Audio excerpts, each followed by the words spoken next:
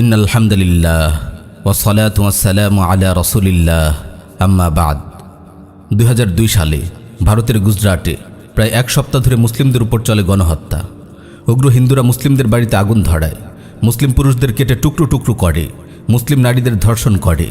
মারা যায় কমপক্ষে 2000 মুসলিম, ঘর ছাড়া হয় কমপক্ষে 98,000।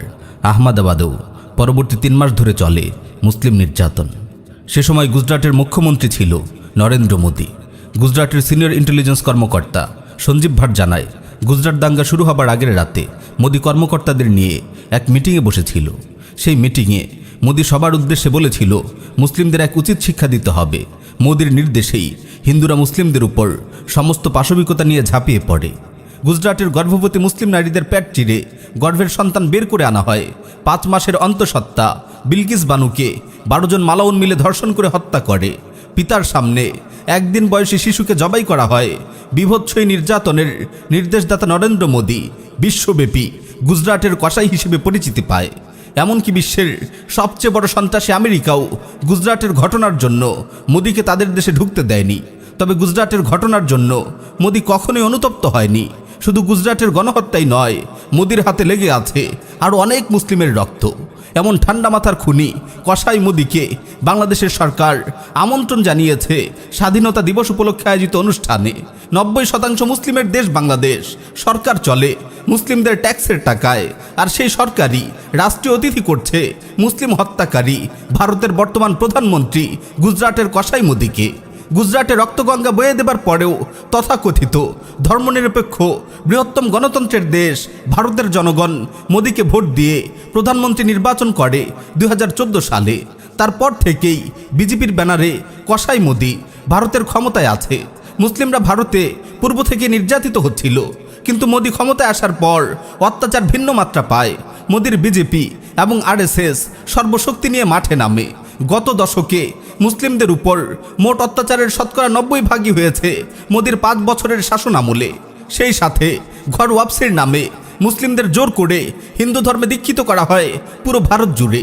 মোদীর সময়ে এ পর্যন্ত প্রায় 44 জন ব্যক্তিকে গরুর মাংস খাওয়া বা পরিবহনের অভিযোগে পিটিয়ে মারা হয়েছে। তবে প্রকৃত সংখ্যা আরও অনেক বেশি।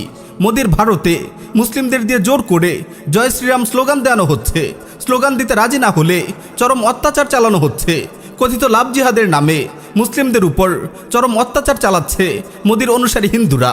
বিহার রাজ্যে সতীশ নামে এক হিন্দু ছেলেকে বিয়ে করতে না চাওয়ায় 3 যুবক আমাদের এক মুসলিম বোনকে অপদস্থ করে ও কেরোসিন ঢেলে গায়ে আগুন ধরিয়ে দেয়। পরে তাকে একটি গর্তে ফেলে দেয়।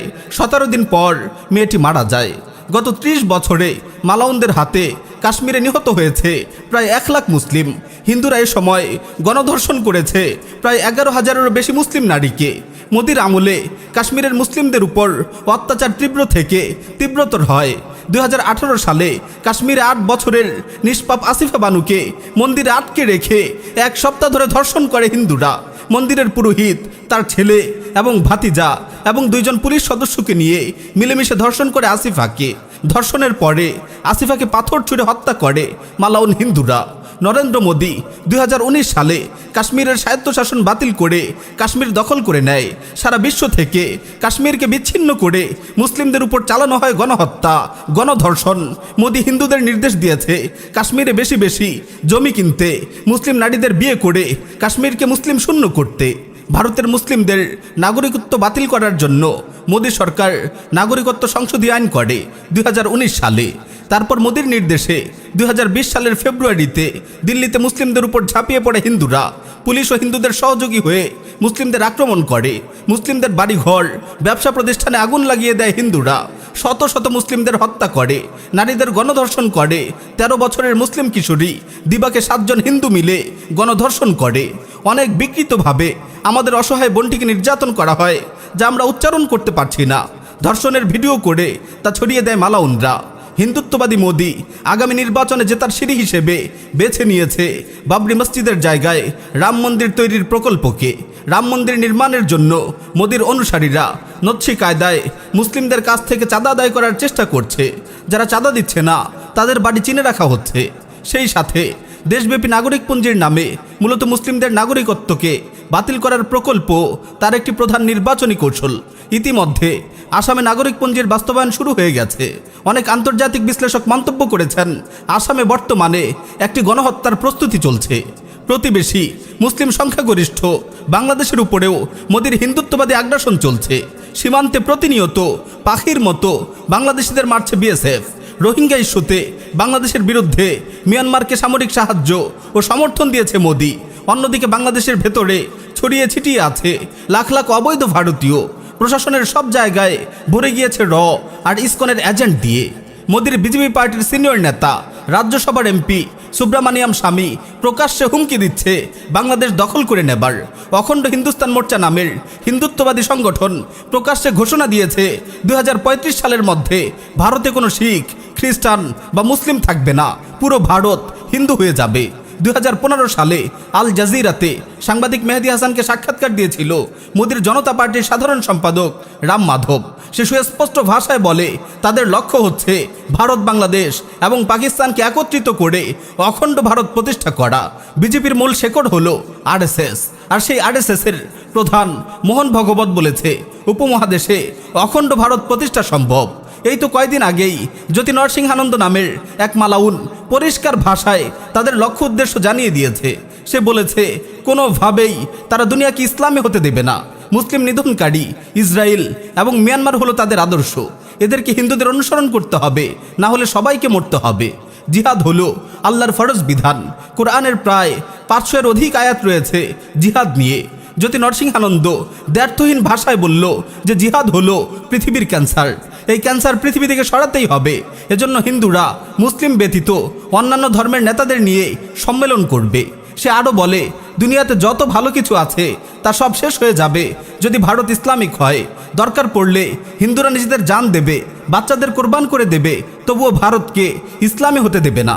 সীমান্তের উপরের এসব কথার গরমে বাংলাদেশের হিন্দুরাও তোড়জোড় এবং হাঁকডাক শুরু করেছে। হিন্দুত্ববাদীদের লক্ষ্য উদ্দেশ্য সকলের কাছে কি একদম পরিষ্কার নয়? মোদির ভারত কি চায় সেটা কি সকলের কাছে একদম পরিষ্কার নয়? এত হাজার হাজার অপরাধী হওয়া সত্ত্বেও শেখ হাসিনা মোদিকে স্বাধীনতা দিবসে আমন্ত্রণ জানিয়েছে।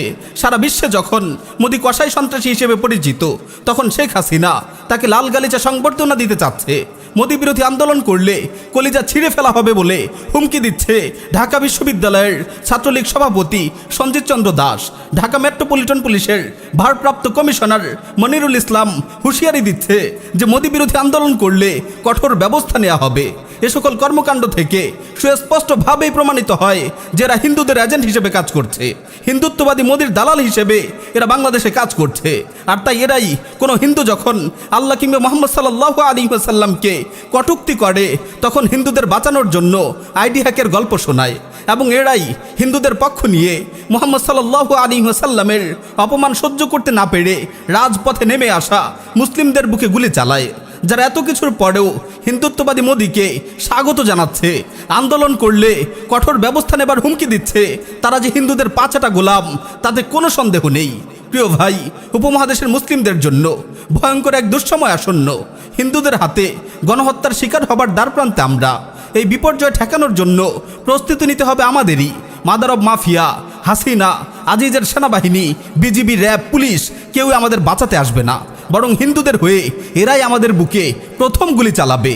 এরা যে হিন্দুদের দালাল তা নিঃসন্দেহে প্রমাণিত হয়ে গেছে। প্রিয় ভাই ও বোনেরা, যে যেখান থেকে যেভাবে পারেন মোদি বিরোধী আন্দোলনে সামিল হন। হিন্দুত্ববাদী আগ্রাসন রুখে দেবার জন্য প্রস্তুতি নিন। আওয়ামী লীগ, বিএনপি ইত্যাদি ভেদাভেদ ভুলে যান। হিন্দুরা যখন গণহত্যা শুরু করবে, তখন কে আওয়ামী লীগ, কে বিএনপি তা দেখবে না। একজন মুসলিম হিসেবে এলাকার মুরব্বী এবং শীর্ষস্থানীয় ব্যক্তিদের অধীনে সংগঠিত হন। সাধারণ মানুষদের আসন্ন গণহত্যা সম্পর্কে সচেতন করুন।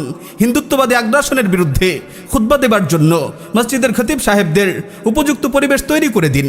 অনলাইনে হিন্দুত্ববাদী আগ্রাসন সম্পর্কে সচেতনতা তৈরি করুন। লেখালেখি, ইমেজ বা ভিডিওর মাধ্যমে দেশবাসীকে আসন্ন বিপদ সম্পর্কে অবহিত করুন। হিন্দুত্ববাদী আগ্রাসন বিরোধী ক্যাম্পেইনে কোনো ভাই তাগুত প্রশাসনের হাতে নির্যাতনের শিকার হলে সবাই তার পাশে দাঁড়ান। পুলিশ, ছাত্রলীগ, আওয়ামী লীগ যে বা যারাই মোদির দালাল হয়ে আমাদের ভাইদের বিরুদ্ধে লড়াই করবে, তাদের সামাজিকভাবে বয়কট করুন। তাদের সাথে সকল প্রকার লেনদেন, পণ্য ক্রয় বিক্রয়, মেলামেশা থেকে বিরত থাকুন। প্রিয় ভাই ও বোনেরা, শত্রু আমাদের আঙিনায় উপস্থিত। এখন শুধু নির্দেশ পাবার অপেক্ষা। নির্দেশ পেলেই হিন্দুরা আমাদের উপর ঝাঁপিয়ে পড়বে, আমাদের মা বোনদের ধর্ষণ করবে। কিন্তু আমরা এখনও শত্রুকে ঠেকানোর জন্য কোনো প্রস্তুতি নেইনি। অনেক দেরি হয়ে গেছে, আর দেরি করলে বিপর্যয় ঠেকানো যাবে না। কিন্তু আমরা এখনও শত্রুকে ঠেকানোর জন্য কোনো প্রস্তুতি নেইনি। অনেক দেরি হয়ে গেছে, আর দেরি করলে বিপর্যয় ঠেকানো যাবে না।